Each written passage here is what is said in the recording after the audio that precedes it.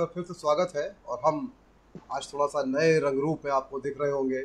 हमारा लेआउट हम जिस पे काम कर रहे थे, हम धीरे धीरे आपके सामने लेकर आते रहेंगे।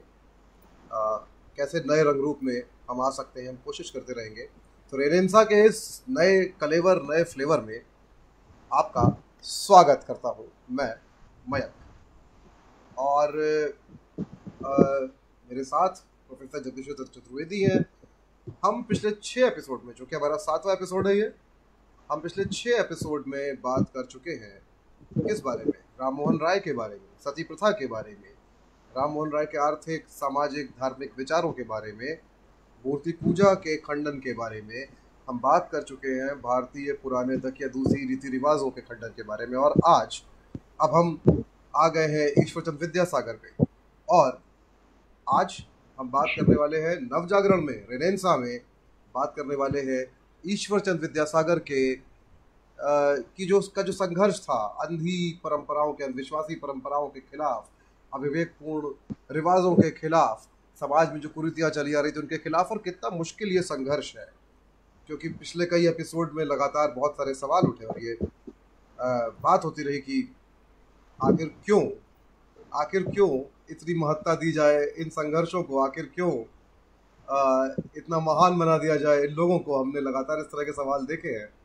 और जाहिर सी बात है, कहीं ना कहीं ये एक वजह थी जिसलिए हमने तय किया कि आज हम बात करेंगे कि ये संघर्ष, जो चाहे राम मोहन राय हो या ईश्वरचंद विद्यासागर, ये कितना मुश्किल था।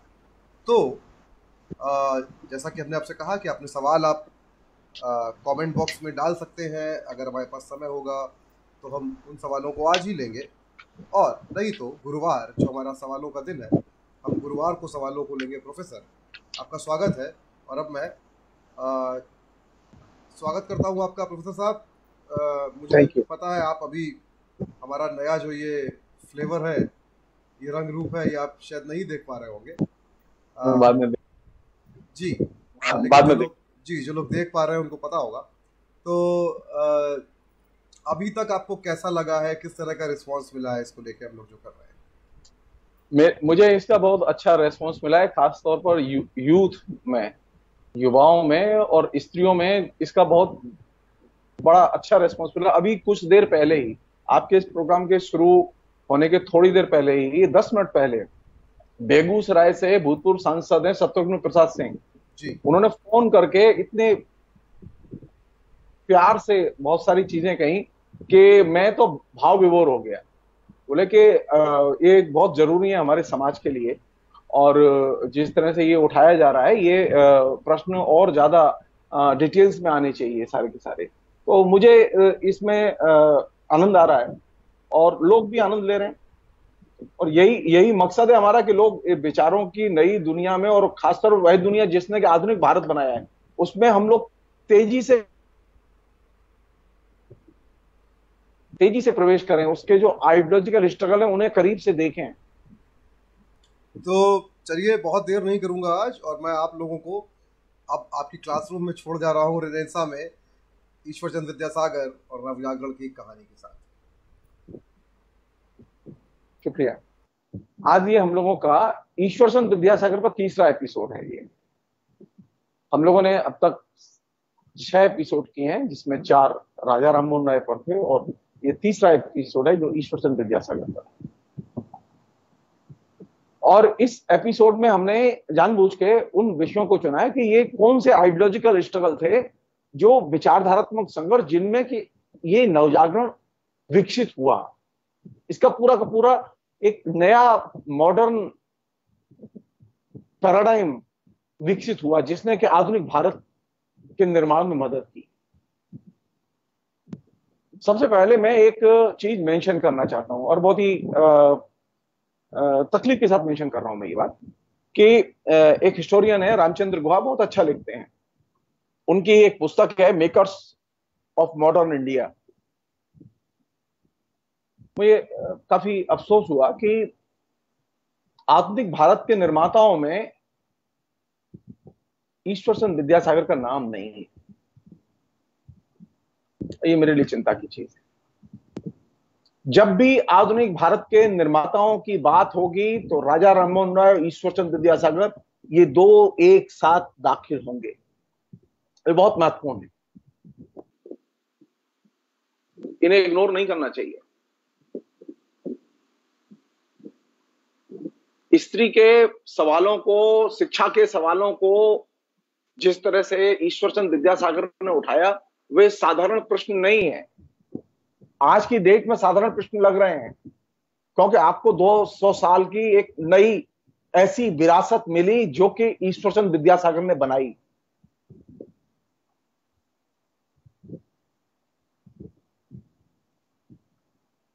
हम लोग जो बहुत सारे जो मॉडर्न लोग हैं जो कि इस बात से बड़े खुश होते हैं कि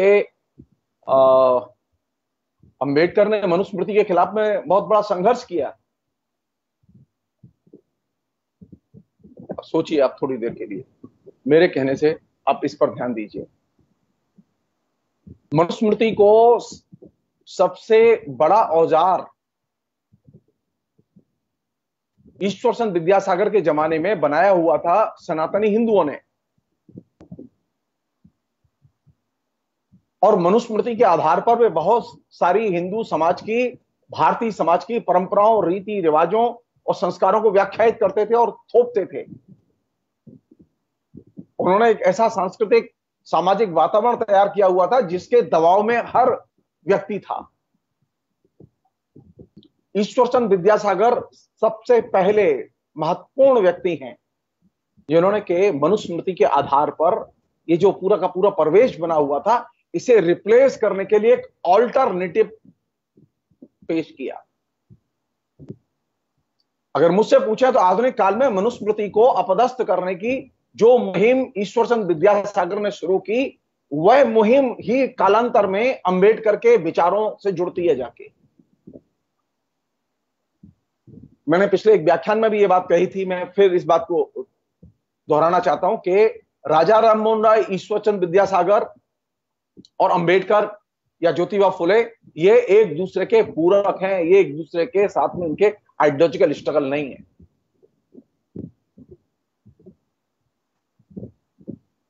उन्नीसवीं शताब्दी में मनुस्मृति को सबसे बड़े आइडियोलॉजिकल टूल के तौर पर विधवा विवाह और दूसरी जो कुरीतियां थी, सामाजिक कुरीतियां थी, उनमें इस्तेमाल किया जा रहा था सनातनियों के द्वारा। और ईश्वरचंद विद्यासागर का यह सबसे बड़ा कंट्रीब्यूशन है कि उन्होंने मनुस्मृति को मॉडर्न भारत के क्षितिज से पहला सबसे बड़ा धक्का दिया, और ये बड़े प्यार से किया। उन्होंने एक हिंदू के नाते किया, उन्होंने हिंदू धर्म नहीं छोड़ा। वो गर्व से कहते थे कि मैं हिंदू हूं और हिंदुओं की मैं रैशनल जो तर्कवादी परंपरा है मैं उसका प्रतिनिधि हूं।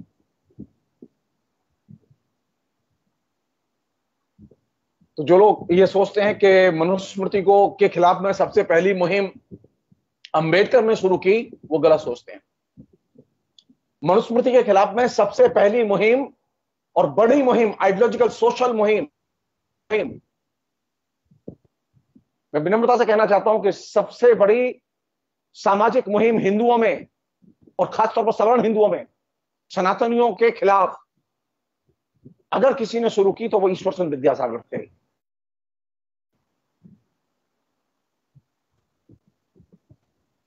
ईश्वरचंद विद्यासागर न होते और वह मुहिम न चली होती तो मनुस्मृति और मनुस्मृति के जो व्याख्याकार थे, सनातनी हिंदू थे, उनके जो व्याख्याकार थे आज भी बहुत ताकतवर होते, बहुत ताकतवर होते। तो अंबेडकर को तो एक पृष्ठभूमि मिली थी, लेकिन ईश्वरचंद विद्यासागर के पास में कोई पृष्ठभूमि नहीं थी।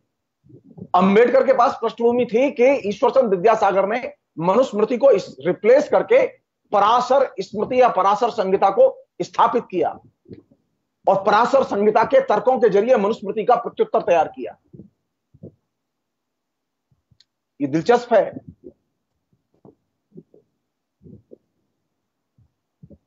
कि अगर ये पृष्ठभूमि न बनी होती तो अंबेडकर पैदा न होते।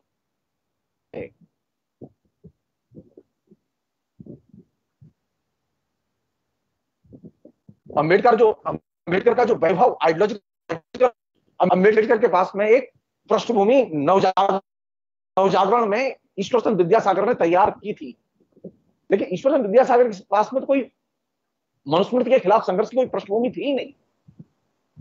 और जो पृष्ठभूमि थी वो कौन सी थी, उसकी चर्चा मैं थोड़ा सा बाद में करूंगा।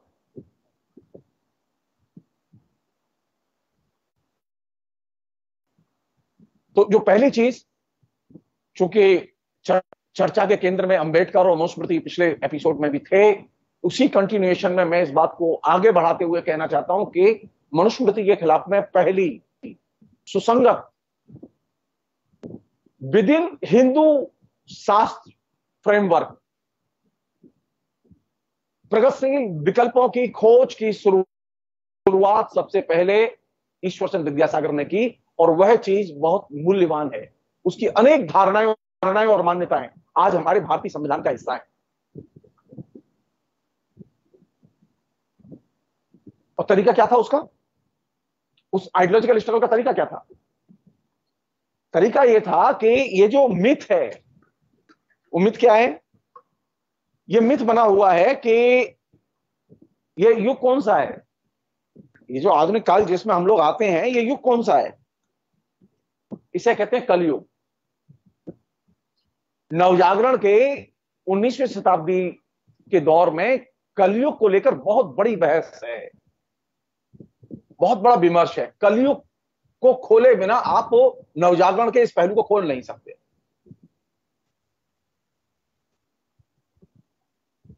और साधारण बहस नहीं है।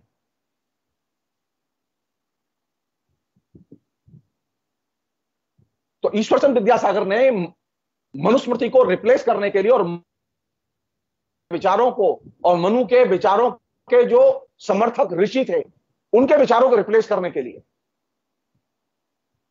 जो एकदम नया ओरिजिनल आर्गुमेंट दिया, वो क्या दिया? आर्गुमेंट यह दिया कि कलयुग का जो संचालक ऋषि है, जिसके नीति और वाक्यों से और दृष्टियों से कलयुग संचालित होगा, वह पराशर है, मनु नहीं। इसलिए कलयुग में अगर किसी की चलेगी, कलयुग में जो मान्यताएं चलेंगी वो किसकी चलेंगी? पराशर की चलेंगी। और ये एक नई चीज थी। रिवाज चला आ रहा था कि मनुस्मृति मनुस्मृति मनुस्मृति से हिंदू समाज और प्राचीन समाज, मध्यकालीन समाज, सारा समाज संचालित है। लेकिन ईश्वरचंद्र विद्यासागर ने इस पूरी की पूरी डिबेट को, जो विधवा विवाह के संदर्भ में उठाई गई डिबेट थी, इस डिबेट को एक नए आइडियोलॉजिकल पैराडाइम में ले जाके खड़ा कर दिया। और पैराडाइम क्या था? पैराडाइम वही था जो कि पूरे प्राचीन हिंदू मिथक और आख्यानों के जरिए निर्मित हुआ है।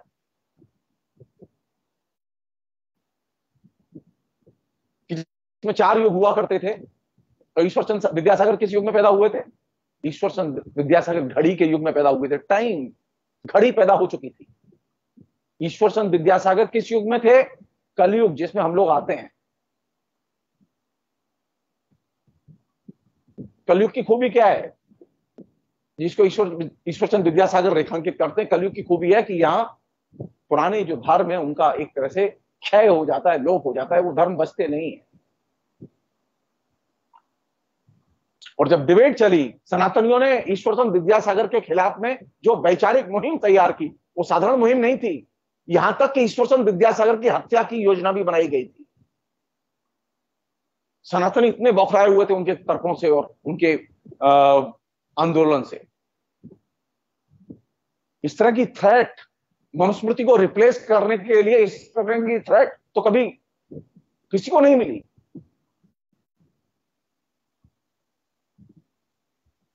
ईश्वरचंद, ये ऑन द रिकॉर्ड है कि ईश्वरचंद विद्यासागर को जान से मारने तक की कोशिशें की गई और धमकी दी गई। और किस अपराध क्या था? कि वे विधवा विवाह के पक्ष में मनु के तर्कों का खंडन कर रहे थे। और खंडन करते हुए उन्होंने जो चीजें प्रस्तावित की, वे एक विवेकवादी और नई तर्कवादी परंपरा के निर्माण में उसने बहुत बड़ी भूमिका अदा की। बल्कि ये कहूं कि क्रांतिकारी भूमिका अदा की तो कम नहीं होगा। आज हम जिस आधुनिकता की जमीन पर खड़े हैं, वो जमीन तैयार ना होती अगर ईश्वरचंद विद्यासागर ने मनुस्मृति के खिलाफ संघर्ष न छेड़ा होता।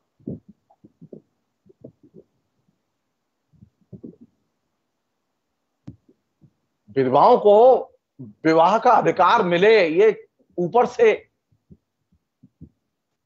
जो एक छोटा सा प्रश्न दिख रहा था, खाली विधवाओं की समस्या दिख रही थी, लेकिन वह सिर्फ विधवाओं की समस्या नहीं थी, वह एक तरह से पूरे के पूरे मनुस्मृति के पैराडाइम को रिप्लेस करने, उसको अपदस्थ करने की एक वैचारिक मुहिम भी थी।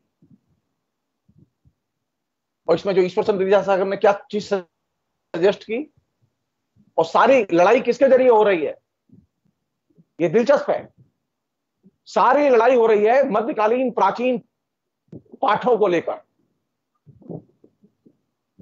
उन्होंने मनु के खिलाफ में किस ऋषि को खड़ा किया? पराशर को खड़ा किया। पराशर कौन थे? वो वेद व्यास के पिता थे। हमारे संस्कृत साहित्य की परंपरा में वेद व्यास का तो जिक्र मिलता है, वेद व्यास की तो खूब चर्चा मिलती है, लेकिन पराशर ऋषि की चर्चा नहीं मिलती है, पराशर संहिता की चर्चा नहीं मिलती। पराशर संहिता की चर्चा को एक सामाजिक डिस्कोर्स का, सामाजिक वैचारिक विमर्श का हिस्सा बनाने में ईश्वर चंद्र विद्यासागर की बहुत बड़ी भूमिका है, जो कि पिछले 2000 साल में कभी नहीं हुआ। एक ही व्यक्ति थे जिनका कि ईश्वर चंद्र विद्यासागर ने खूब इस्तेमाल किया, वो है माधवाचार्य। माधवाचार्य ने पराशर संहिता का भाष्य लिखा, और ईश्वर चंद्र विद्यासागर ने उस भाष्य का काफी इस्तेमाल किया, और क्रिटिकली इस्तेमाल किया, अनक्रिटिकली इस्तेमाल नहीं किया। ईश्वर चंद्र विद्यासागर अगर मनुस्मृति को, मनु को रिप्लेस करते हैं पराशर संहिता के जरिए, तो वह भी क्रिटिकल नजरिए से, एक अंध भक्त की तरह नहीं।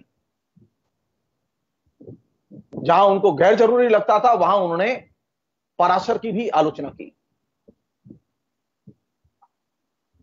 तो पहली चीज जो कि आधुनिक भारत के निर्माण में जिसकी बहुत बड़ी भूमिका है, वो कि आधुनिक भारत को आप कंसीव ही नहीं कर सकते, आधुनिक जीवन शैली को आप कंसीव ही नहीं कर सकते बिना मनु को रिप्लेस किए। और मनु को रिप्लेस किया जाएगा किसके जरिए? पराशर के जरिए। पराशर संहिता के जो विचार थे, उनके जरिए उन्होंने पहली ये मुहिम तेज की, और इससे सनातनियों को बहुत बड़ी वैचारिक ठेस लगी। ये सच है कि ईश्वर चंद्र विद्यासागर विधवा विवाह को अपने जीवन में उस तरह से सफल नहीं देख पाए। उनके समय में कानून तो बन गया था, लेकिन विधवाओं की शादी नहीं हुई थी। आज जैसे विधवाओं का विवाह करना एक कानूनन एक वैध अधिकार है, उसमें कोई आपत्ति नहीं कर सकता।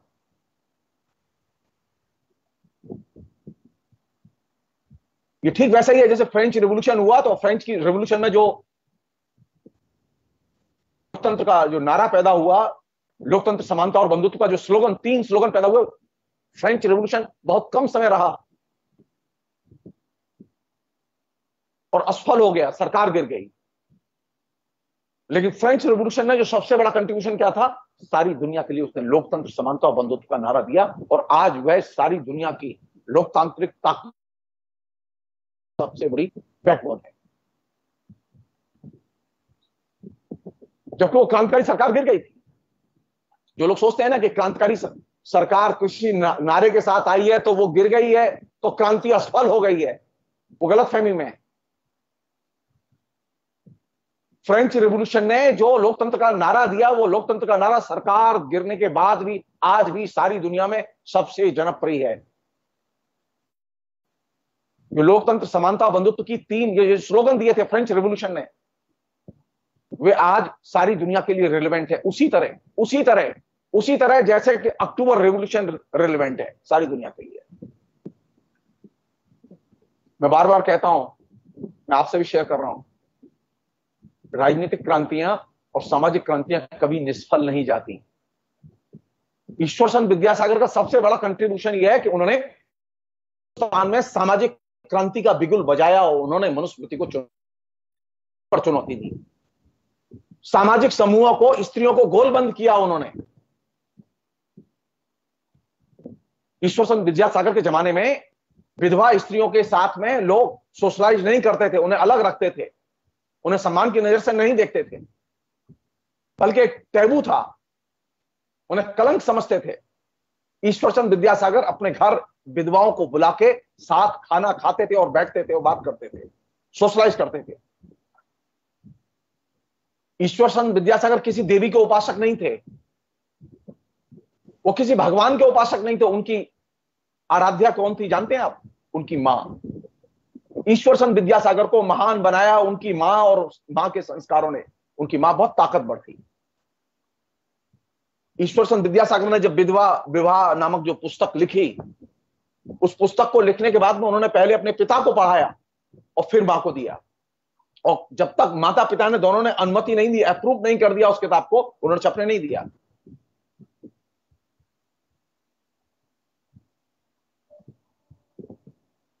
रविन्द्रनाथ टैगोर ने ठीक लिखा है, जो औरतें व्यक्तित्व की धनी होती हैं,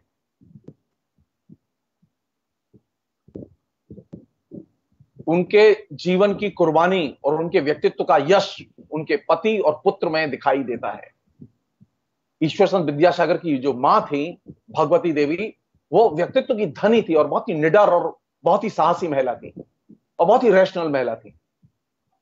और वो जितनी साहसी, निडर और गरीबों के प्रति हमदर्द, कमिटेड महिला थी, ऐसी महिला मिलना बहुत दुर्लभ है। तो ईश्वर चंद्र विद्यासागर के व्यक्तित्व पर बात करते समय ईश्वर चंद्र विद्यासागर के व्यक्तित्व के निर्माण में किस तत्व की सबसे बड़ी भूमिका है? वह है उनकी मां और मां का व्यक्तित्व।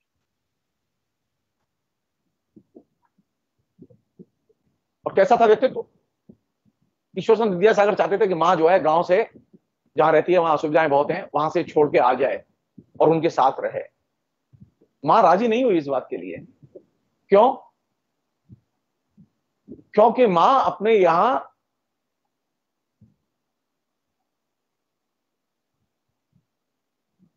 सैकड़ों बच्चों को प्रति माह, गरीब बच्चों को, गांव के गरीब बच्चों को खाना खिलाती थी। तो उसने कहा कि अगर मैं चली जाऊंगी तो फिर इन बच्चों को खाना कौन खिलाएगा? और ईश्वर विद्यासागर के पास कोई जवाब नहीं।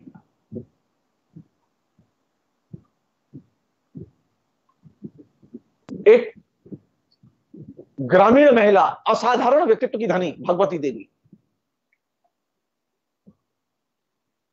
मैंने एक बार फेसबुक पर भी पोस्ट लिखी थी उनके ऊपर।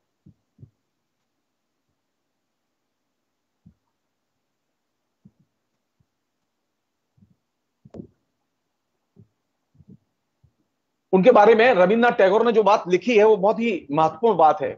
ईश्वर चंद्र विद्यासागर की मां के बारे में उन्होंने लिखा है,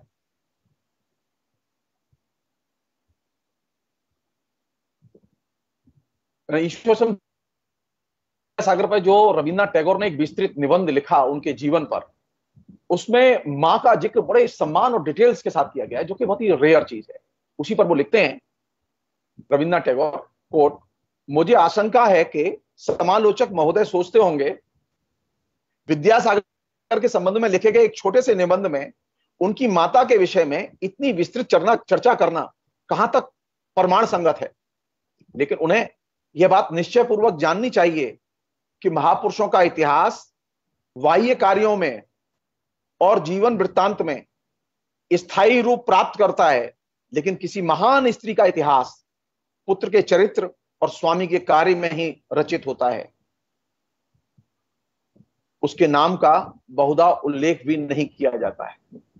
ईश्वर चंद्र विद्यासागर पर, अनकोट, ईश्वर चंद्र विद्यासागर पर जब भी बात होती है तो उनकी मां की चर्चा नहीं करते, मां के व्यक्तित्व की चर्चा नहीं करते। मां का व्यक्तित्व कैसे ईश्वर चंद्र विद्यासागर के दृष्टिकोण को, रैशनल दृष्टिकोण को, दृढ़ प्रतिज्ञ, गरीबों के, स्त्रियों के पक्षधर दृष्टिकोण का निर्माता है, इसकी चर्चा आमतौर पर लोग नहीं करते, जो कायदे से की जानी चाहिए, कायदे से की जानी चाहिए। उनके भाई ने, ईश्वर चंद्र विद्यासागर के भाई ने जो अपने संस्मरण और आत्मकथा लिखी है, समूचंद्र ने, उन्होंने एक घटना का जिक्र किया है। उस जमाने के अंग्रेजों के बड़े ऑफिसर थे सिविलियन हैरिसन। वे मिदनापुर जिले गए।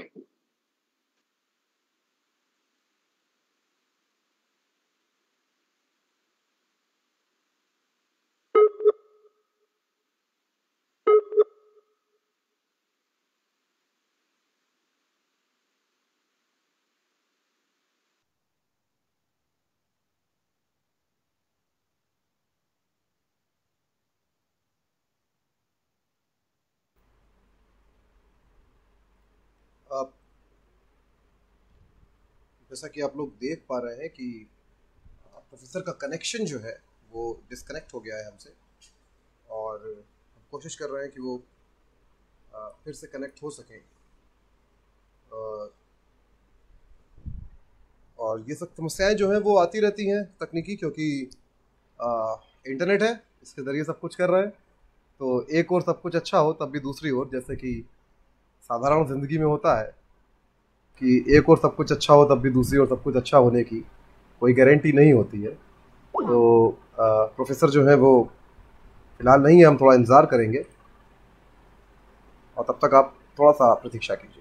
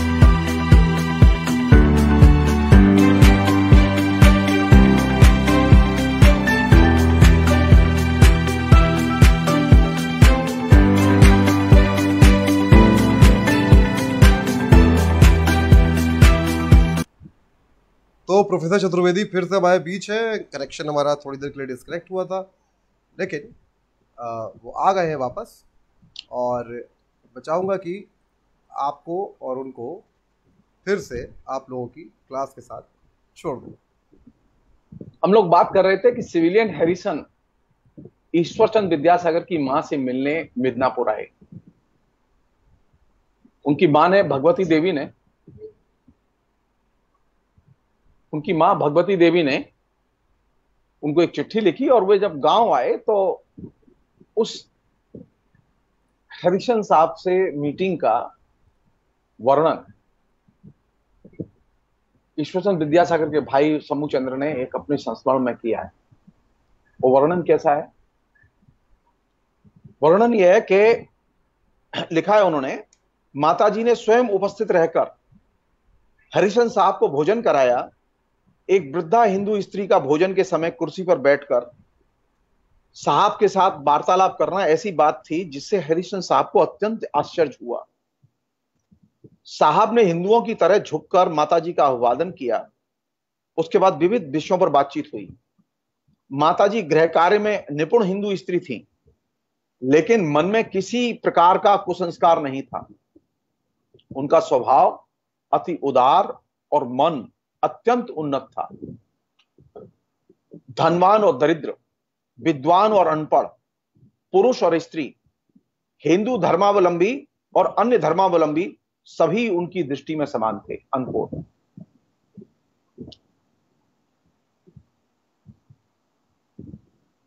इसी प्रसंग में एक और चीज जो कि शंभू चंद्र जी ने लिखी है ईश्वरचंद विद्यासागर की मां के बारे में, वो ये कि ईश्वरचंद विद्यासागर की जो मां थी वो लगातार उन विधवा स्त्रियों के साथ सोशलाइज करती थी, उनका स्वागत सत्कार करती थी, घर बुलाती थी। ईश्वरचंद विद्यासागर भी उनके साथ सोशलाइज करते थे, उनको घर बुलाती थी, जो कि बंगाल में ये उस समय एकदम रेयर परंपरा थी। विधवा स्त्रियों के साथ सोशलाइज नहीं करते थे लोग। इसलिए ईश्वरचंद विद्यासागर पर बात करते समय उनकी मां और उनके व्यक्तित्व की भूमिका को हमेशा ध्यान में रखना चाहिए। अब एक अन्य पहलू है जिसे कि मैं शेयर करना चाहता हूं आपसे, वो ये कि जैसा कि मैंने शुरू में आपसे जिक्र किया था, मैं ये थोड़ा सा विषयांतर जानबूझ के किया कि ईश्वरचंद विद्यासागर को जो मनुस्मृति को रिप्लेस करने के, अपदस्थ करने की जो प्रेरणा मिली, जो विचार मिले, उन विचारों का स्रोत उनकी मां थी। संस्कृत साहित्य उन्होंने पढ़ा, संस्कृत के वो बहुत अद्भुत विद्वान थे। इसके बावजूद उनकी दृष्टि के निर्माण में उनकी मां की केंद्रीय भूमिका थी।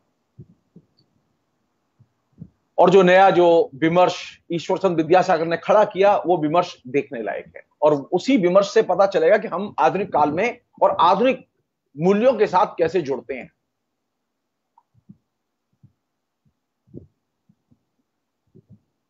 पहली चीज तो यह कि इस प्रस्थान बिंदु के तौर पर ईश्वर चंद्र विद्यासागर ने मनुस्मृति की बजाय पराशर स्मृति और पराशर संहिता पर जोर दिया।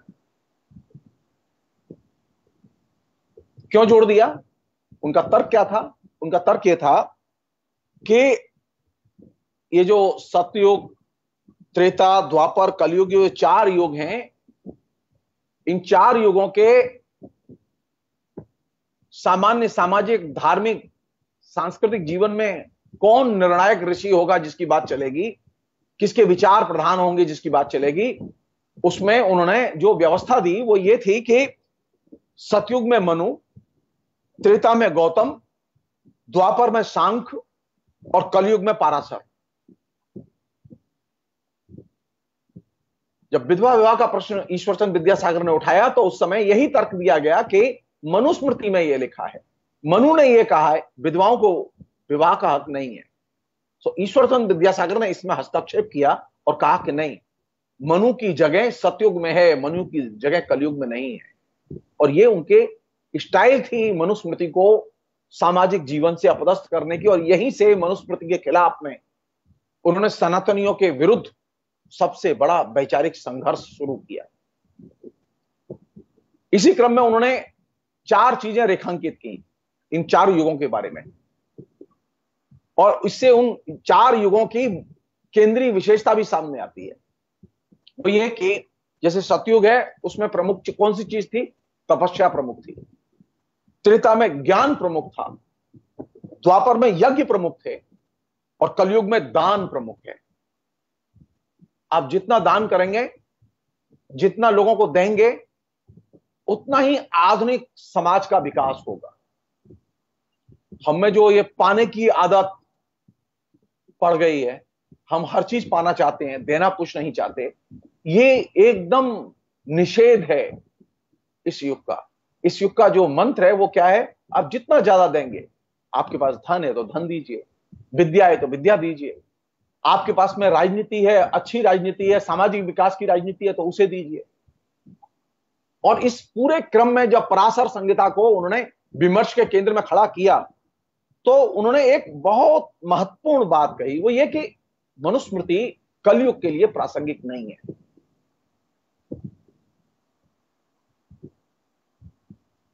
अगर कलयुग के लिए मनुस्मृति प्रासंगिक नहीं है, और यह बात एक हिंदू समाज सुधारक कह रहा है, तो यह एक बड़ी चीज है।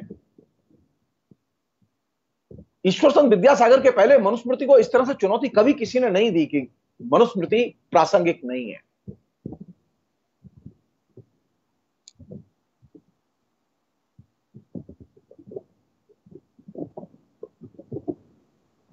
दूसरी चीज वो ये कि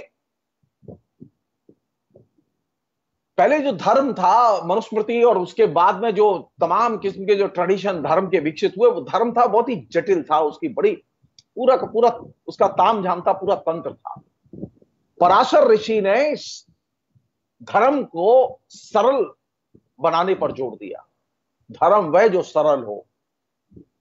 और यही चीज कलयुग की सबसे बड़ी पूंजी थी धर्म की, और यही चीज सबसे महत्वपूर्ण चीज थी जिससे कि भक्ति आंदोलन प्रभावित हुआ।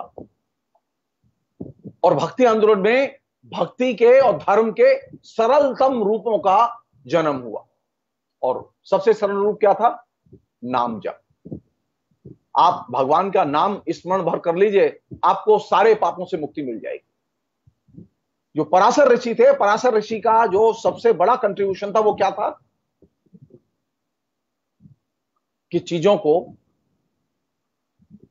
विचारों को, धर्म को सरल होना चाहिए। और सरलता के लिए उन्होंने पहला कदम उठाया, उन्होंने विवाह को सरल बना दिया और विधवा विवाह को सरल बना दिया। और यही विधवा विवाह को जो सरल बनाने की पद्धति, जो प्रस्तावना उन्होंने तैयार की थी, उसी प्रस्तावना और पद्धति का उन्होंने सनातनियों के खिलाफ में, विधवा विवाह के पक्ष में व्यापक तौर पर इस्तेमाल किया। और जब बार बार ये बात आई उठ के कि पुराणों में ये लिखा है,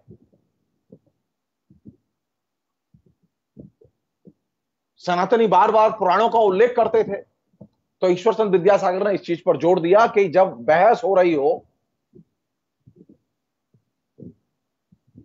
और विवाद हो स्मृतियों और पुराणों के बीच में और उनके प्रमाणों के बीच में, तो स्मृति के प्रमाण प्रमुख माने जाएंगे, पुराण के नहीं। और जब स्मृति के प्रमाण प्रमुख माने जाएंगे तो कलयुग में किस स्मृति के प्रमाण प्रमुख माने जाएंगे? पराशर स्मृति के, मनुस्मृति के नहीं। मनुस्मृति के प्रमाण सतयुग के लिए प्रामाणिक थे, कलयुग के लिए नहीं। और ये वह स्टाइल थी जिसने कि मनुस्मृति को पूरे के पूरे, जो कि सनातन धर्म का, सनातनी हिंदुओं का जो सबसे बड़ा शास्त्र था, उसको एकदम सीधे चुनौती दी। और ये मेरे ख्याल में एक बड़ा डिपार्चर था। और इस क्रम में मतलब याज्ञवल्क्य की भी आलोचना हुई, इस क्रम में और दूसरे ऋषियों की भी आलोचना हुई जिन्होंने कि मनुस्मृति का समर्थन किया था और जिनके मनुस्मृति के समर्थन में वाक्य, उद्धरण, प्रमाण उस समय इस्तेमाल किए जा रहे थे। तो ईश्वर चंद्र विद्यासागर ने जो पहली आधार भूमि तैयार की वो क्या थी? धर्म पर बात करो। क्यों बात करो धर्म पर? किस परिप्रेक्ष्य में बात की जाए धर्म पर? समाज सुधार पर बात करो। क्यों बात की जाए समाज सुधार के प्रश्नों पर? आज भी समाज सुधार के प्रश्न बहुत महत्वपूर्ण प्रश्न हैं। आज भी हिंदुस्तान में 50% से अधिक लड़कियों के बाल विवाह होते हैं और समाज सुधार का एजेंडा आज भी अधूरा एजेंडा है। आज भी यह वास्तविकता है कि विधवा से विवाह करने में आज भी लोग हिचकते हैं। कानूनन वो उसकी सम्मति है, लेकिन अभी भी लोग हिचकते हैं, कहीं ना कहीं टैबू है। बंगाल में भी है। तो समाज सुधार का एजेंडा आज भी रिलेवेंट है, वह एजेंडा अभी पूरा नहीं हुआ है। अगर पूरा हो गया होता तो बहस करने की जरूरत ही नहीं थी, इस तरह के आयोजन करने की जरूरत नहीं थी जो कि हम लोग कर रहे हैं फेसबुक के जरिए और यूट्यूब के जरिए। सो डिजिटल रिवॉल्यूशन में भी सोशल रिवॉल्यूशन और खासतौर पर 19वीं शताब्दी का जो एक तरह से अनकंप्लीट सोशल रिवॉल्यूशन है, उसे कंप्लीट करने का लक्ष्य अभी भी पूरा करना बाकी है। यही वजह है कि ईश्वर चंद्र विद्यासागर अभी भी रिलेवेंट है।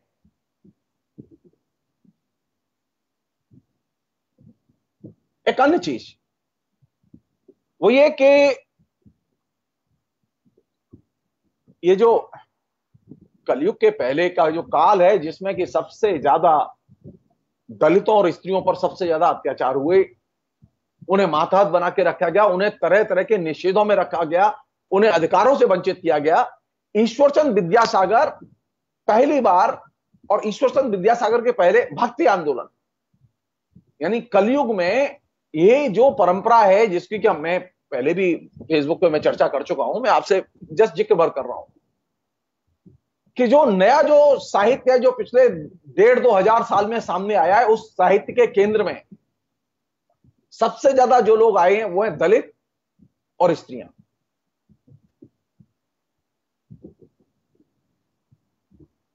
और दलित और स्त्रियों के केंद्र में आने का सबसे बड़ा कारण क्या है? क्योंकि ये सबसे ज्यादा शोषण और उत्पीड़न के शिकार थे और मातहत थे। तो कलयुग ईश्वरचंद विद्यासागर जिस विचार पद्धति और तरीके का इस्तेमाल करते हैं उसका रूप यह है कि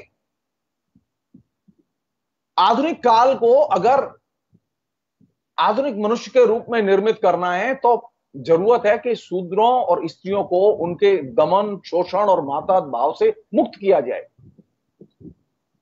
उन्हें स्वतंत्र व्यक्ति की तरह देखा जाए और उन्हें स्वतंत्र अधिकार दिए जाएं। और वे इसके लिए इस्तेमाल किसके तर्कों को करते हैं? वे तर्क होते हैं पराशर संहिता के। आश्चर्य की बात है कि आधुनिक काल के तमाम विमर्श की किताबें मैंने पढ़ी हैं, पराशर संहिता पर ध्यान ही नहीं गया लोगों का। ईश्वर चंद विद्यासागर के अलावा पराशर संहिता की चर्चा किसी ने नहीं की।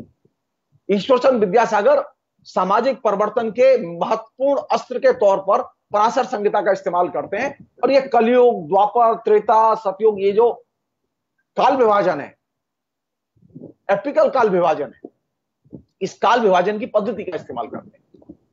और इस काल विभाजन की पद्धति के संदर्भ में वे एक चीज जो कि उनके पास पृष्ठभूमि बनी थी, वो कौन सी पृष्ठभूमि थी? भक्ति आंदोलन की पृष्ठभूमि। भक्ति आंदोलन के कवियों ने, सिद्धनाथों के कवियों ने, सिद्धनाथ संप्रदाय के साहित्य ने यह पृष्ठभूमि तैयार की थी कि वे मनुस्मृति को नहीं मानते थे। वे हिंदू धर्मशास्त्र की मान्यताएं, रूढ़ियां उन्हें नहीं मानते थे।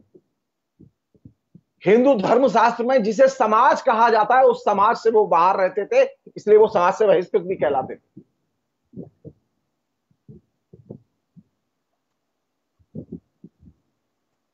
तो अगर कली युग के कॉन्सेप्ट के संदर्भ में अगर देखेंगे और फिर ये देखेंगे कि कैसे मनुस्मृति के खिलाफ में जो संघर्ष है, उसका सबसे उज्जवल पक्ष है भक्ति आंदोलन और सिद्धनाथ सिद्धों का साहित्य। अंबेडकर बहुत बाद में आते हैं। आधुनिक काल की शुरुआत में उस पूरी की पूरी परंपरा को और एथोस को नए सिरे से, नए तर्कों के साथ, नए सामाजिक वर्गों के साथ मुठभेड़ करते हुए ईश्वर चंद विद्यासागर केंद्र में लाते हैं। और ये चीज एक नए लिबरल, पश्चिम से प्रभावित वैचारिक परिवेश का निर्माण करती है। और एक तरफ ये कह सकते हैं कि एक तरफ हमारे यहां पश्चिम से प्रभावित पाश्चात्यवाद है और उदारवाद है, और भारत की जो उदारवादी परंपराएं वे हैं, तो दूसरी तरफ प्राच्यवाद है और दक्यानुसी पुराणपंथी लोग हैं और उनकी मान्यताएं हैं, और उन मान्यताओं के केंद्र में मनुस्मृति है। ईश्वर चंद विद्यासागर मनुस्मृति को एक सिरे से खारिज करते हैं। एक और चीज है जो कि इस बीच में विकसित होती है, वो ये कि कलयुग में दो तरह के धर्म संप्रदाय बड़े तेजी से विकसित हुए। एक तो भक्ति संप्रदाय विकसित हुआ, एक तंत्र का संप्रदाय विकसित हुआ।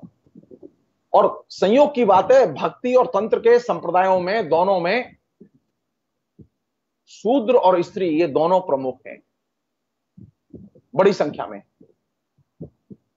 क्योंकि ये दोनों ही संप्रदाय शूद्रों और स्त्रियों के लिए सामाजिक स्पेस, कल्चरल स्पेस, धार्मिक स्पेस और सार्वजनिक स्पेस, ये दोनों तीनों चीजें उन्हें प्रोवाइड करते हैं।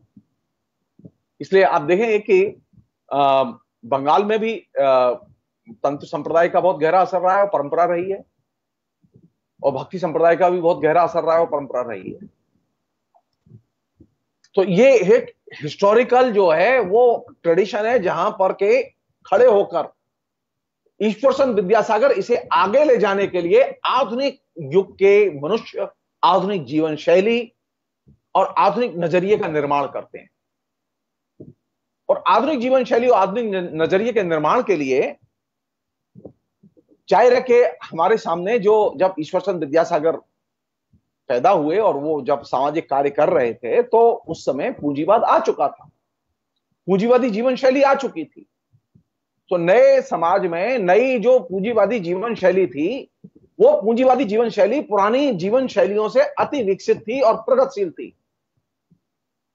तो ईश्वर चंद विद्यासागर की ये जिम्मेदारी थी, ये उनके दृष्टिकोण के केंद्र में था कि नई जो स्त्री बने, वो कैसी स्त्री बने? वो ऐसी स्त्री बने जो आधुनिक समाज के और आधुनिक वर्ग के साथ संगति में अपना विकास कर सके। आधुनिक समाज कैसा था? ये जो नया जो मध्य वर्ग, शिक्षित मध्य वर्ग गांव से पढ़ाई लिखाई के लिए शहरों की ओर आ रहा था और शहरों में आके बस रहा था और नौकरी कर रहा था। इसकी स्थिति यह थी कि इनके पास में जो अपने परिवार में जो स्त्रियां थीं, वो सब अनपढ़ थीं। तो नवोदित मध्य वर्ग के पास में शिक्षित स्त्रियां नहीं थी। नवोदित मध्य वर्ग के जीवन में संगतिपूर्ण विकास के लिए जरूरी था कि शिक्षित स्त्री तैयार की जाए, और यही वजह थी कि स्त्री शिक्षा को प्रधान एजेंडा बनाया गया। तो स्त्री शिक्षा ने जहां पुरानी सभ्यता और संस्कृति के लिए चुनौती दी, वहीं उसने नई जो पूंजीवादी जीवन शैली थी और नया जो उदीयमान जो मध्य वर्ग था, उसके घर में एक शिक्षित स्त्री हो, शिक्षित पत्नी हो, शिक्षित मां हो, इसकी संभावनाओं और इसकी जरूरत को पैदा किया। और यह वह संभावना और जरूरत थी जिसने कि स्त्री शिक्षा के एजेंडे को एक सामाजिक एजेंडा बनाने में महत्वपूर्ण भूमिका अदा की।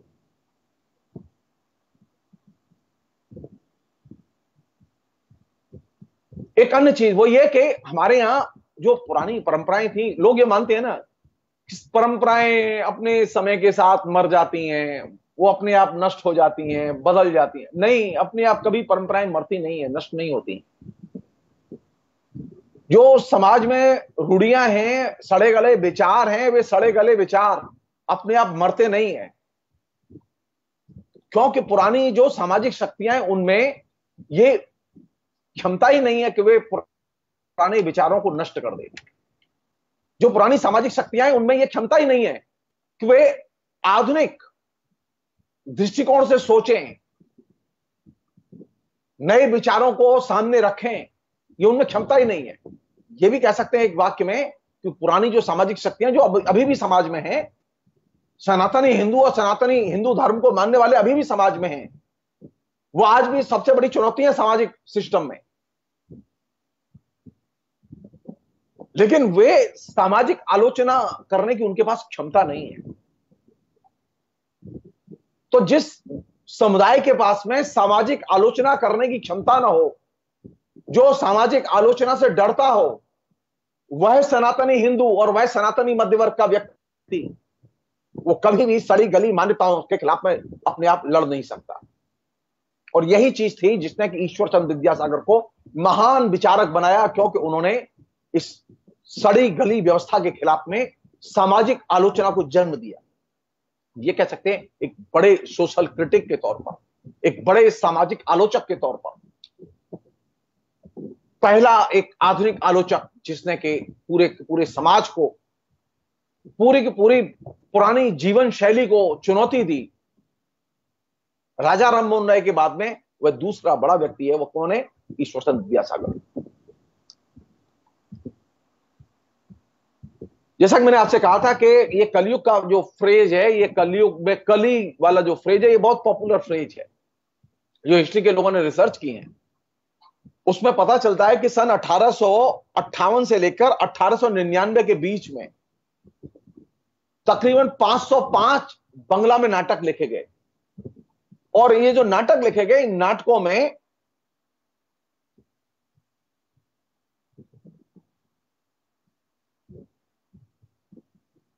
बड़ी संख्या में नाटकों के अंदर कली शब्द शीर्षक में है। और ये कली शब्द का शीर्षक में होना अपने आप में, और नाटक की विषय वस्तु के तौर पर कलयुग का एक विषय के तौर पर आना, ये एक नई चीज थी। बंगाल में जो यात्रा का जो ट्रेडिशन है उसमें सैकड़ों ऐसे यात्रा की स्क्रिप्ट खेली गई है और रची गई, जिनमें कि बार बार ये बात, ये जो कलयुग वर्णन की बार बार बात सामने आई, और इसने एक नए परिदृश्य को और एक नए आधुनिक बोध को जन्म दिया। इस पूरे प्रसंग में आखिरी बात वो ये कि रेनेशा में ये जो विधवा विवाह के पक्ष में और दूसरी जो धार्मिक रूढ़ियां उनके विपक्ष में जो पूरी की पूरी मुहिम चलाई गई, उसने जिस चीज को सामने रखा वो व्यक्ति यानी पर्सन और व्यक्तिवाद। अब व्यक्ति की आइडेंटिटी बहुत महत्वपूर्ण थी। पर्सन की आइडेंटिटी के आधार पर चीजों को देखने की पद्धति का जन्म हुआ। व्यक्तिवाद का जन्म हुआ, और व्यक्तिवाद के जन्म के साथ साथ एक ऐसे आधुनिक हृदय और मन का जन्म हुआ जो अनुभूति प्रमाण था। ये ऐसा मन था, ये ऐसा व्यक्ति था जिसका मूलाधार था उसकी इच्छा शक्ति या आत्मबल। तो आधुनिक मनुष्य के निर्माण में सबसे महत्वपूर्ण, यानी ईश्वर चंद्र विद्यासागर के साथ में समाज नहीं था। मेजॉरिटी समाज ईश्वर चंद्र विद्यासागर के खिलाफ था, लेकिन ईश्वर चंद्र विद्यासागर जानते थे कि वे सही रास्ते पर हैं, और सिर्फ वो अपने आत्मबल के सहारे, अपने व्यक्तिवाद के सहारे उन्होंने सनातनियों और उनके द्वारा प्रचारित जो मनुस्मृति की धारणाएं थी और मान्यताएं थी उनको गहरी चुनौती दी। और मनुस्मृति के खिलाफ में अपशब्द नहीं बोले, कठोर भाषा का इस्तेमाल नहीं किया, बहुत सलीके से, बहुत ही माइल्ड ढंग से।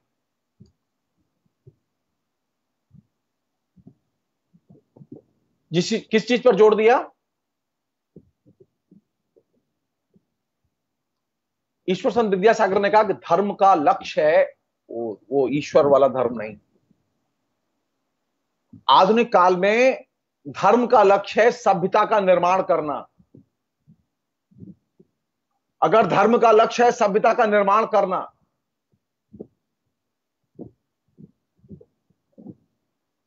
और सभ्यता के निर्माण के पैमाने से अगर चीजें परखी जाएंगी, समाज के लिए कौन सी चीज मूल्यवान है, ये इससे देखा जाएगा कि वो सभ्यता के निर्माण में साधक है या बाधक है।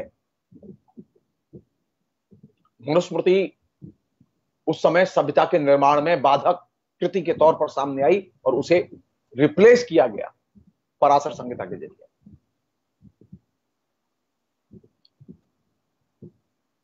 और दूसरी चीज जिसने के एक एटिकेट,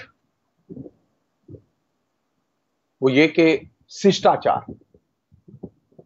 ईश्वर चंद्र विद्यासागर ने सभ्यता और शिष्टाचार, इन दो एलिमेंट को एक नए मनुष्य के, नए व्यक्ति के आचरण का हिस्सा बनाया, और इसके केंद्र में कौन सी चीज थी? सामाजिक यथार्थ,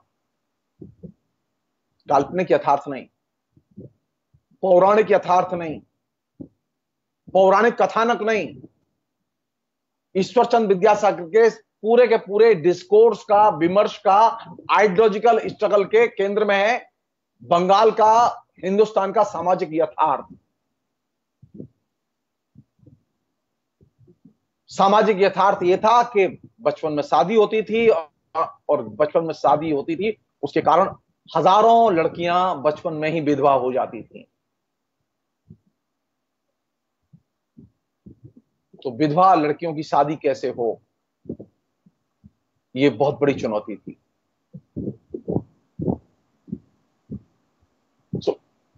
ईश्वर चंद्र विद्यासागर ने विचार के लिए विचार, विचार के लिए विचार उन्होंने प्रतिपादित नहीं किए। ये जो तमाम किस्म के जो पोस्ट मॉडर्निस्ट हैं जो कि ये चर्चा करते रहते हैं विचार के लिए विचार, चर्चा के लिए चर्चा, विमर्श के लिए विमर्श, नहीं। ईश्वर चंद्र विद्यासागर ने जो वैचारिक विमर्श पैदा किया, उस वैचारिक विमर्श के केंद्र में था सामाजिक यथार्थ। और सामाजिक यथार्थ में भी उन्होंने जो पहलू चुना वह कौन सा था? स्त्री की शिक्षा, स्त्री की दुर्दशापूर्ण स्थिति से उसकी मुक्ति कैसे हो, और स्त्री का जो ये वैधव्यपूर्ण जीवन और विधवा जीवन है, इस वैधव्यपूर्ण और विधवा जीवन से उसे कैसे मुक्ति दिलाई जाए, कैसे उसकी शादी हो। तो ईश्वर चंद्र विद्यासागर के दृष्टिकोण के केंद्र में जो चीज थी, जो कल्चर का हिस्सा थी, जो समाज के समूह का हिस्सा थी, उसे एक ही शब्द में बांधा जा सकता है, वह है सामाजिक यथार्थ। तो पहली बार हिंदी में, बंगला में, भारत में आंदोलन के तौर पर ईश्वर चंद्र विद्यासागर के पहले कोई सामाजिक आंदोलन नहीं हुआ। राजा राममोहन राय ने किया था या फिर ईश्वर चंद्र विद्यासागर ने किया? नवजागरण के पहले कोई सामाजिक आंदोलन नहीं हुआ जो आइडियोलॉजी के ग्राउंड पर हुआ हो, जिसमें बाकायदा विचारों को सामाजिक स्तर पर चुनौती दी गई हो। पहले विचार विमर्श थे, लेकिन वो सिर्फ पंडितों के बीच में थे। अब पंडितों के बीच में नहीं, सामाजिक इकाइयों के लिए विचार, कौन से विचार प्रासंगिक हैं, विचार और सामाजिक जीवन के बीच में एकता कैसे स्थापित की जाए। मनुस्मृति के जो विचार थे वे समाज की संगति में नहीं आते थे, इसलिए मनुस्मृति के विचारों को ईश्वरचंद्र विद्यासागर ने अस्वीकार कर दिया। और पहली बार नवजागरण ने विचारधारा और जीवन, इन दोनों के बीच में संगति बिठाने पर, यानी विचार और कर्म पर संगति बिठाने का काम किया। और यही चीज थी जिसने कि आधुनिक मनुष्य के निर्माण को संभव बनाया। यानी हम लोग जिसे कहते हैं ना सरल भाषा में, कथनी और करनी का भेद नहीं होना चाहिए। तो ईश्वरचंद्र विद्यासागर पहले व्यक्ति हैं जो कथनी और करनी के भेद को अपने आचरण में दूर करते हैं और समाज में भी वह चीज पैदा करते हैं।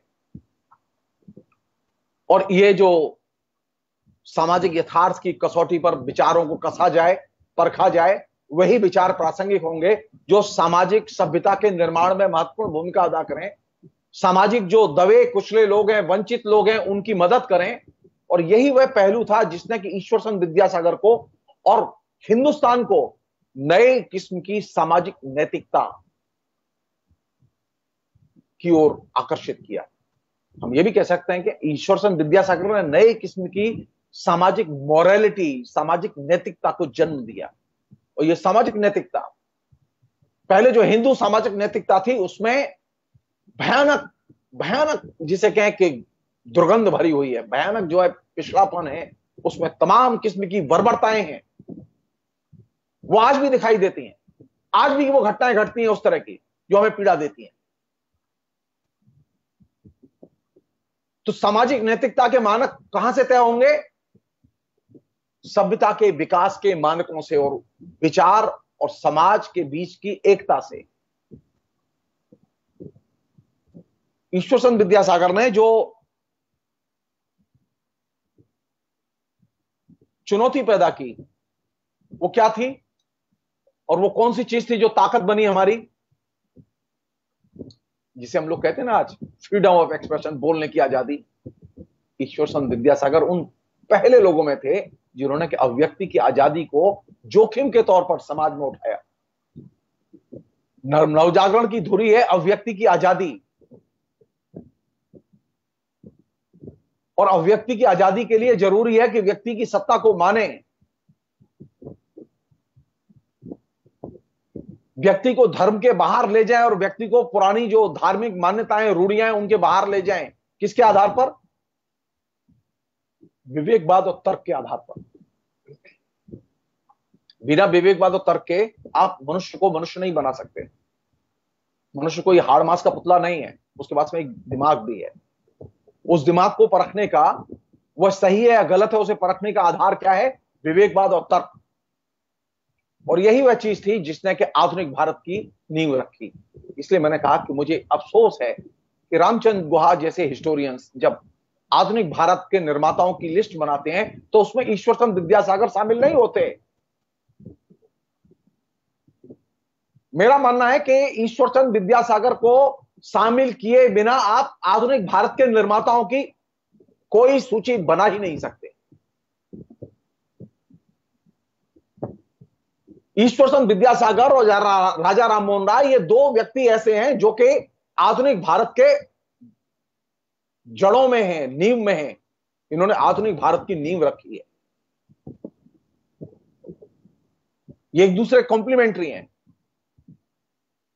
ये एक लिबरल स्पेस, लिबरल आइडियोलॉजी, एक उदीयमान मध्यवर्ग की सामाजिक नैतिकता, मान्यता और मध्यवर्ग के सबसे मूल्यवान जो रिलेवेंट तत्व हैं उन्हें नए सिरे से सजा संवार के हमारे सामने पेश करते हैं। वे मध्यवर्ग, वे मध्यकाल को पूरी तरह खारिज नहीं करते, वे परंपरा को पूरी तरह खारिज नहीं करते। वे परंपरा से लड़ते हैं लेकिन परंपरा के औजार से ही मारते हैं उसे। जिसे हम लोग कहते हैं ना, कांटे से कांटा निकलता है। तो परंपरा के जो पतनशील रूप हैं उनको आप परंपरा के जरिए ही नष्ट कर सकते हैं। बिना परंपरा को जाने आप परंपरा को बदल नहीं सकते। और आपको अगर इतिहास बनाना है तो किताब लिख के तो इतिहास नहीं बनता। इतिहास बनाने के लिए इतिहास के निर्माण की सामाजिक प्रक्रिया का हिस्सा बनना पड़ता है। ईश्वर चंद्र विद्यासागर का सबसे बड़ा योगदान यह है कि वे आधुनिक भारत के इतिहास के निर्माण की प्रक्रिया का अभिन्न हिस्सा हैं। वे बुक राइटर नहीं है रामचंद्र गुहा की तरह। इतिहास निर्माता वही हो सकता है और इतिहासकार भी वही हो सकता है जो इतिहास के निर्माण की प्रक्रिया में हिस्सा ले। ईश्वरचंद्र विद्यासागर ने आधुनिक भारत के और स्त्री मुक्ति के इतिहास के निर्माण की प्रक्रिया में हिस्सा लिया था और मनुस्मृति को रिप्लेस किया था, और यह साधारण चीज नहीं। और इसी अर्थ में वे आधुनिक भारत के इतिहासकार भी और इतिहास निर्माता भी। आज बस इतना ही। Thank you. शुक्रिया प्रोफेसर। और तो हमने आज समझा और हमने देखा भी कि कैसे प्रोफेसर साहब जो है वो रामचंद्र गुहा से नाराज हैं बहुत ज़्यादा। तो जाहिर सी बात है जो मेरे लिए आज का महत्वपूर्ण हिस्सा था वो ये था कि इसको अगर मैं नौजवानों की भाषा में अगर बात करूं कि उदाहरण लेके चलते हैं कि एलन ट्यूरिंग नाम का एक शख्स था और उसने जो है पहली बार, जिसे हम पहला इलेक्ट्रॉनिक कंप्यूटर कहते हैं, उसका आविष्कार किया। अभी आप उसको जाके देखेंगे, वो रखा हुआ है, तो आपको लगेगा कि ये किस तरह की चीज़ है। ये तो एक मैकेनिकल मशीन है जो बिजली पे चल रही है, जिसमें बड़े बड़े डायोड और ट्रायोड लगे हुए हैं। ये कंप्यूटर कैसे हो सकता है? मयंक जी आपको मेरी आवाज़ नहीं मिल रही है, दर्शकों तो जा रही थी जी। हाँ। तो अभी हम जाके देखेंगे तो एलन ट्यूरिंग का बनाया हुआ जो कंप्यूटर है, एनिएक जिसको कहते हैं, वो रखा हुआ है और आपको देख के लगेगा तो कैसा अजीब सी मशीन है, इसमें तो मैकेनिकल कलपुर्जे लगे हुए हैं। लेकिन उसका आविष्कार दरअसल सेकेंड वर्ल्ड वॉर में जर्मनी की जो एनिग्मा नाम की एक कोडिंग मशीन थी, उसके कोड्स को क्रैक करने के लिए किया गया था। वो पहला कंप्यूटर था। आज मैं अभी एक छोटे से लैपटॉप के ज़रिए लाइव बैठा हूँ और उसी से ये सारी ग्राफिक्स वगैरह जो कुछ चल रही है आप देख रहे हैं। आज के इस लैपटॉप से उसकी तुलना नहीं हो सकती। एलन ट्यूरिंग को पता भी नहीं होगा कि एक दिन उन्होंने जो बनाया था वो यहाँ तक आ पहुँचेगा। लेकिन अगर हम आज के इस लैपटॉप को देख के उसकी तुलना एलन ट्यूरिंग के उस पहले कंप्यूटर से करने लगे जो सेकेंड वर्ल्ड वॉर के दौरान एनिग्मा के कोड तोड़ने के लिए बनाया गया था, तो ये एलन ट्यूरिंग के साथ अन्याय होगा, क्योंकि वो अगर नहीं बना होता पहला कंप्यूटर तो आज ये हमारे हाथ में नहीं होता। इसको ऐसे भी समझ सकते हैं कि जो लोग आज के दौर में रेगी या हिप हॉप म्यूज़िक सुनते हैं, उनको ये समझना होगा कि अगर हिंदुस्तान में बीटल्स ना आए होते और पंडित रविशंकर के साथ उन्होंने जुगलबंदी ना की होती तो आपके पास हिप हॉप भी शायद नहीं पहुंचता। इसी तरह से रेनेसां का यह पूरा पीरियड है, ये काल है, उन सबकी अपनी समस्याएं थी, सबके अपने संघर्ष थे और उस दौर में जितना ज्ञान उपलब्ध था उसके हिसाब से ही हम काम करते थे। उदाहरण के लिए मार्टिन लूथर किंग लड़ाई अपनी तरह से लड़ रहे थे। आज का ब्लैक लाइव्स मैटर जो है वो अलग तरह से है, लेकिन वो शुरुआत अगर नहीं की जाती तो आज यहाँ तक ये लड़ाई पहुँचती नहीं। तो इसलिए रेनेसां को ऐसा ही देखिए, उसको इस तरह से देखिए कि मेरे पिता पैंट शर्ट पहनते थे, मेरे दादा धोती कुर्ता, मैं डेनिम्स पहनता हूँ। कई बार तो जब मैं मुंबई में नौकरी करता था तो फ्राइडे को शॉर्ट्स पहन के दफ्तर चले जाया करता था। और वो जो कुर्ता पहनते थे मेरे दादा, वो भी भारतीय नहीं है, वो टर्की से आया था। इसकी कहानी फिर कभी मैं सुनाऊंगा। कुर्तक कहते हैं टर्किश में कुर्ते को। पर ऐसे ही दुनिया बदलती है धीरे धीरे टुकड़ों में, ठीक वैसे जैसे आज हम जो हैं वो आज से 5 साल पहले नहीं थे और उसके 5 साल पहले हम कुछ और थे। समाज भी वैसे ही बदलता है। आपके 5 साल का जो प्रोसेस है वो समाज के लिए 50 साल का हो सकता है। प्रोफेसर बहुत शुक्रिया बात करने के लिए, और आज के लिए इतना ही। बीच में तकनीकी समस्याएं कुछ हुई, इंटरनेट कनेक्शन टूट गया, जो होता रहेगा क्योंकि हम भारत में रहते हैं, एक तो तीसरी दुनिया का देश है हम अभी भी। दूसरी बात यह है कि हम सैटेलाइट से ब्रॉडकास्ट नहीं कर रहे हैं, तीसरी बात यह है कि हमारे पास कोई बड़े बड़े जेनसेट्स नहीं है, तो जितने संसाधन है उसमें हम सर्वश्रेष्ठ आपको देने की कोशिश करते हैं। हमारा नया जो लुक है इस शो का, रेनेसांस का, वो कैसा लगा हमको लिख भेजिएगा, अपने सवाल लिख भेजिएगा। आपके पास हमारी ईमेल आईडी है mediavigilindia@gmail.com। फेसबुक पेज पे जहां आप ये लाइव देख रहे हैं वहां भी आप अपने मैसेज छोड़ सकते हैं। आज के शो के बारे में प्रतिक्रिया, सवाल जो चाहे आप छोड़ सकते हैं, और हमारे नए लुक के बारे में ज़रूर हमको जानकारी दीजिए। प्रोफेसर, बहुत बहुत शुक्रिया आपका। Thank you. और हम अब मिलेंगे गुरुवार को, और गुरुवार को हम लेंगे आप लोगों के सवाल। Thank you.